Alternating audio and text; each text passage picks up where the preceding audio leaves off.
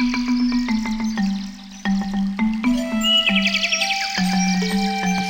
are welcome to Hearts with Heads, and on today's episode, I'm going to be sharing with you my domestic violence experiences. I have lived in a society where violence of every kind has been accepted as a way of life. I have also lived in a society where violence is not tolerated. So I can tell you for sure the negative and the positive effects of both extremes. Every form of aggression is violence, and violence is psychological when you humiliate, ridicule or threaten someone.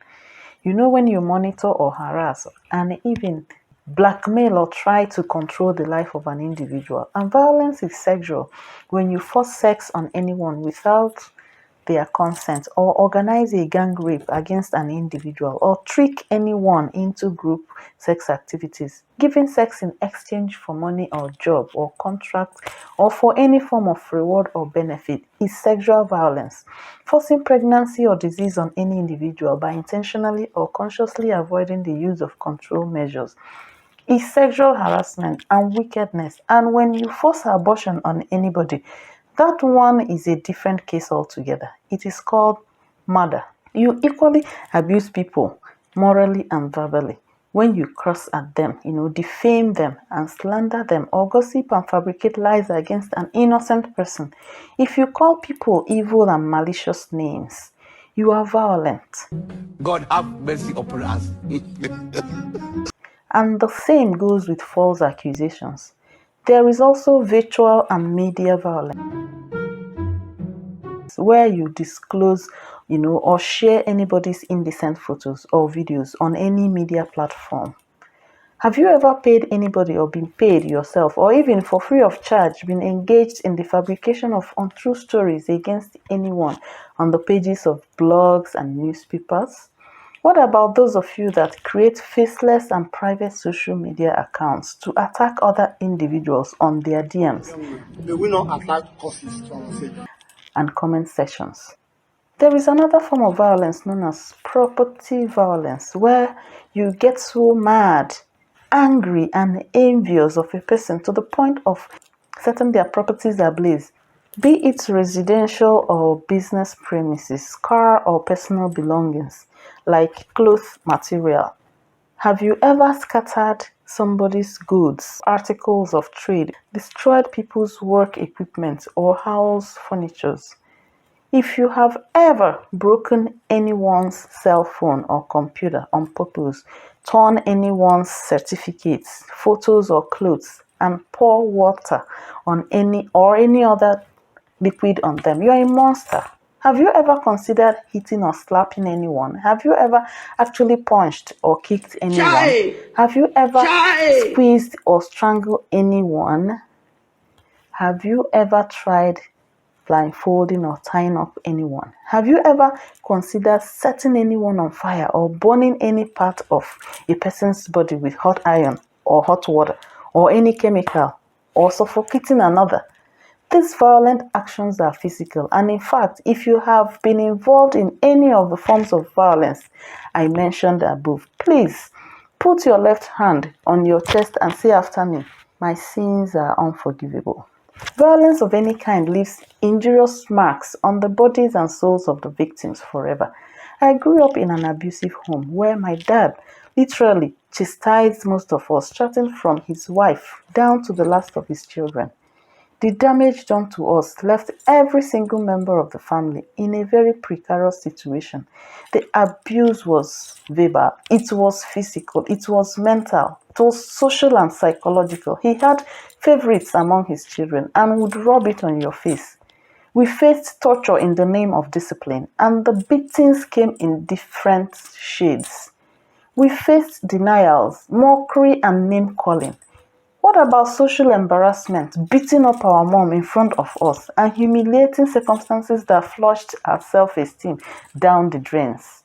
I felt so victimized and violated. It was a helpless and hopeless situation for us then as kids. When the very person that was supposed to build you up, who you were supposed to run to for protection, was the one tearing you down. It was not easy for every member of my family. but I particularly felt damaged the most. I was a soft and smart kid who could understand with just a wink. There was no need for aggression. I was traumatized. My dad could look at you and dash you cancer.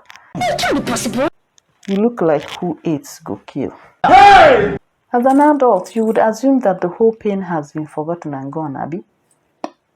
Yes, therapies and medications helped. The pains healed, but the scars are still there with me. Violence is a crime against humanity. It is a crime against nature. God will see us. Okay, let me ask you. Don't look at me like I owe you anything. Why would you also hit a toddler? And yes, some cultures, societies, and religions accept violence as a corrective measure in the formation of characters and personalities, while in some other societies, dialogue is employed.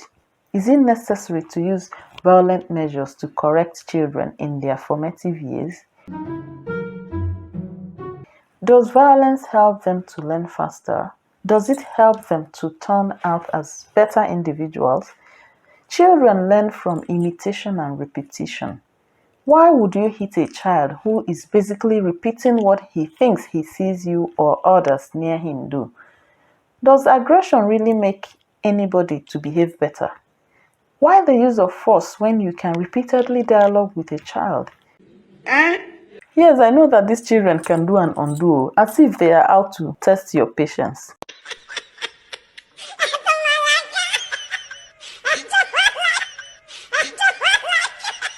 But which would you prefer? That your child comports himself well willingly because he saw reasons from your dialogue with him, or that he comports himself out of fear of being beaten up?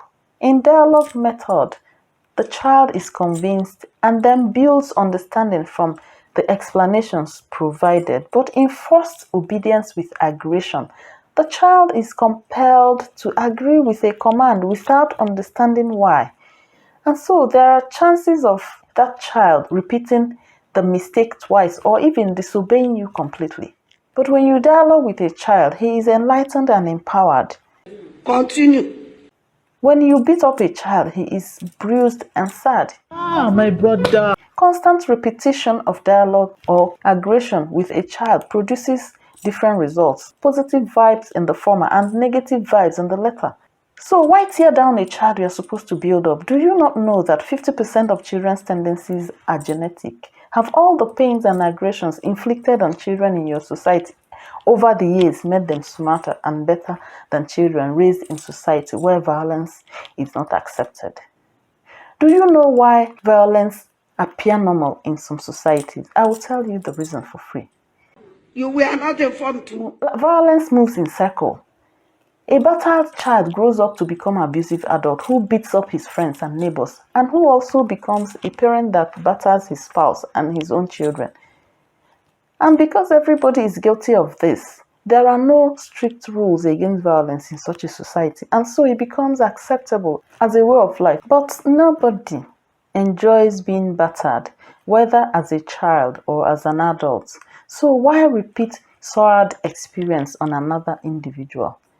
Do not tell me about sparing the rod and spoiling the child. The people that packaged that statement for you are the ones that have strong rules against violence. No problem. They go to the extent of jailing parents for hitting their kids for whatever reason. Will you keep quiet? Damaged students become damaged teachers and damaged professionals. Damaged follower becomes a damaged leader. A damaged pastor mentor damaged congregation. So before you hit a kid, consider if he fully understands the consequences of his actions and whether hitting him gives him that understanding. And most times we hit children for our own faults. If you don't understand your child, it is your fault, not the child's fault. Do not hit a kid for your own wrong. These children are wired differently and so they communicate differently. Sometimes some parents even punish their children ahead of time for an offense they have not committed yet. So the punishment is to prevent them from committing an offense. They punish their children for an offense the kids of another family committed, Ukerehu, if you try that rubbish in this house, I will. Have you heard that name before? Please, if you know the meaning, you are needed at the back of the physics lab for questioning. Let's go back to what we were saying before I was rudely interrupted by bad memories. So you bruise an innocent child and harass her ahead of time for an offense she has not committed. In fact, you even end up being the one teaching her new tricks. Will you keep quiet? What are we doing in the name of parenting? Raising depressed and low self-esteemed members of the society, and they become burdens to themselves and to everyone they come across with. Learn to understand your children's language. Even their silence is a form of communication. There was a day I jeered at my son. I had showered this boy, fed him, and left him to play with his brother, expecting that he would, give me some break to get things done. Then I went into my bedroom to get some, work tidied up. But in a moment, the boy started banging at the door, throwing himself at the door, and was really being very annoying about it. I called out to him and said, "Please stop that." But he wouldn't listen. So I flung the door open and jeered at his feet. I said, "Why are you disturbing me?" He had his palms on his chin, looking at me like a cartoon character. I went back inside my room again because I was really busy trying to finish up an article. He came back the second time at the door and banged even harder than he did before. The second time, I knew something serious was wrong. Even though the guy is known for throwing tantrum all over the place normally. I opened the door to explain things to him, but then I perceived a smell. The poor boy had pooped in his diaper, and that was what he was trying to let me know. I felt so sorry for him. I lifted him up and said, "Oh, baby boy, you pooped, and it's time to get changed." And the boy laughed out so loudly, giggling in my arms on the way to the changing room. In his mind, oh, he finally got the gist. That was it. He didn't even know when I went back to my bedroom. So most times, we batter and harass our kids for our own mistakes. We can do without violence. Patience is all we need. Okay, people, my name is Vivian. Today. I'll be with you again next Sunday. Subscribe and like.